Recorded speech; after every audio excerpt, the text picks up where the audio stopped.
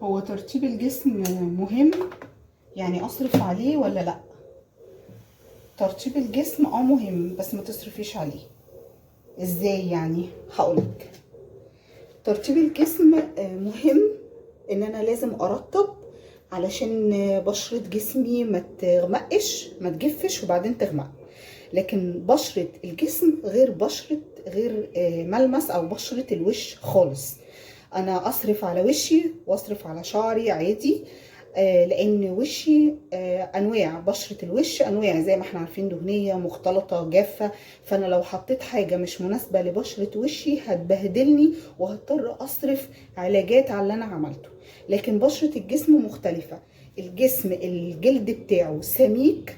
انا كل اللي محتاجاه في المرطب اللي احطه على جسمي انه يبقى مرطب دهني شوية علشان جسمي ما يجفش، لان بعد الجفاف بيحصل غمقان. فانا بعمل ايه؟ بجيب مرطب مش غالي قوي وبحطه على جسمي للهدف ده بس. فانا مفيش داعي ان انا اصرف مبالغ كبيرة واجيب مرطبات بمبالغ كبيرة عشان احطها على جسمي. ولكن انا هقولك ازاي اجيب مرطب سعره قليل وازود فعاليته علشان يديني الترطيب العالي اللي انا استفيد بيه في جسمي. من المرطبات اللي سعرها حنين كده وحجمها كبير وتقعد معايا وقت طويل قوي، جبتلك شويه حاجات من اللي انا جربتها وهتقعد معاكي وقت، واقل وسعرها اقل من 200 جنيه. في تيلوفيل ده من الحاجات الحلوه برضو وحجمها كبير وسعره اقل من 200 جنيه.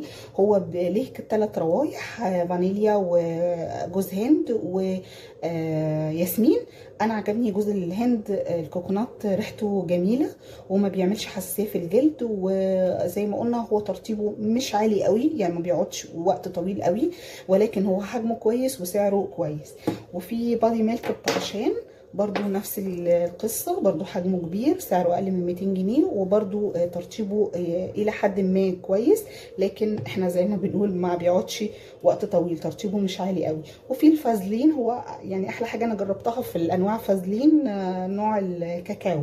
هو نازل منه أنواع كتير، لكن نوع الكاكاو ده عجبني قوي، برضو ترطيبه مش عالي قوي ولكن هو كويس، ما بيحسسش الجلد. الحاجات دي كلها ما بتعملش تهيج ولا تحسس للجلد، وسعرها معقول وحجمها كبير تقعد معاكي. طيب انا هستعمل المرطبات دي ازاي؟ اي واحد انا ارتحت فيه تماما هستعمله. هحط عليه زيت، دي الخطوة اللي انا هعملها عشان تزود من فعالية المرطب وتديني الترطيب العالي اللي انا عايزاه. ايه الزيت اللي انا احطه عليه؟ انا في الغالب بحط زيت العرقسوس او مستخلص العرقسوس، لانه بيدي تفتيح، فهو كده هيزود لي ترطيب المرطب وفي نفس الوقت هيديني افكت اللي هو التفتيح. مش متاح العرقسوس، هاتي زيت سمسم، هاتي زيت ورد، هاتي زيت زيتون، هاتي زبدة شيا، هاتي اي حاجة دهنية، زيت دهني. بس الاهم زي ما احنا متفقين ان الزيت يكون من مصدر موثوق منه عشان اخد منه الفاعليه بتاعته وانا مطمنه ومرتاحه.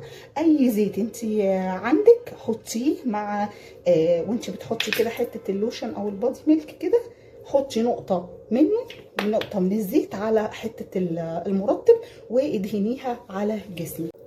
طب انا ليه ما احطش زيت على جسمي واستغنى عن المرطب خالص؟